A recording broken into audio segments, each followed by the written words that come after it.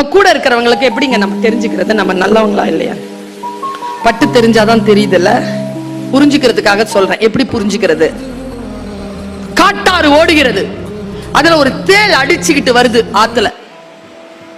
பாறையில பட்டு தெரிச்சு அப்படி நிக்குது, உயிர் போகல. பக்கத்துல பாக்குது, அங்க ஒரு தவளை உட்கார்ந்துட்டு. தவளைக்கு நீந்தவும் தெரியும், நடக்கவும் தெரியும். தேள் சொல்லுது, மிஸ்டர் தவளை, என்ன இந்த ஆத்த மட்டும் கடந்து விட்டுரு. போ, நீ தேளு, நீ கொட்டிட்டனா நீ லூசா? நான் ஏன் உன்னை கொட்ட போறேன்? நான் கொட்டினாதான் நானும் செத்துருவேனே. நீ என்னை காப்பாத்தி மட்டும் விட்டுரு, நான் அந்த பக்கமா போயிருவேன்.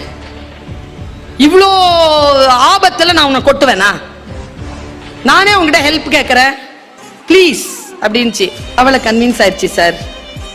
முதுகுல ஏறிடுச்சு சார் தேளு. அடு ஆத்துல தண்ணி தழும்புது, 2 அடியில ஆறு கடந்துருச்சுங்க. கட்டிருச்சுங்க தலையில டொங்குன்னு. இப்போ தேள் முழுகுது, தவளையும் முழுகுது. நாம இல்லைன்னா தவளை. நாம என்ன சொல்லுவோம்? டைலாக்க நான் சொல்லவா? உன் வழிக்கு நான் வந்தனா, என்னை காப்பாத்துன்னு சொன்ன, நான் காப்பாத்த தானே செஞ்சேன், ஏன் கொட்டின? தேள் சொல்லிச்சு, கொட்டணும்னு கொட்டல, கொட்டுறது என் இயல்பு.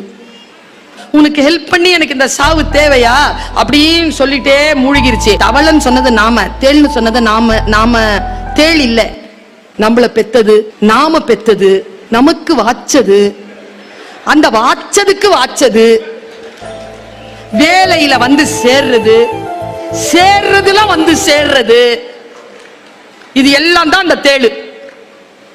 கூட இருக்கிறது தேளா பாம்பா பன்னியா என்ன மிருகம்னு தெரிஞ்சிருச்சுன்னா முதுகுல ஏத்திக்க மாட்டோம்ல.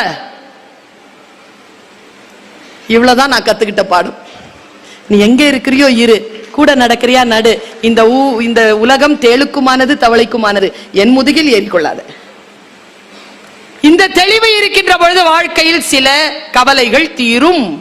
உன்னை விட உன்னை மற்றவர்களால் காப்பாற்றி விட முடியாது. உனக்கு தெரியும் உன் பலவீனம் என்ன, உன் பலம் என்ன, நீ எங்கே தோற்கிறாய், எங்கே ஜெயிக்கிறாய்.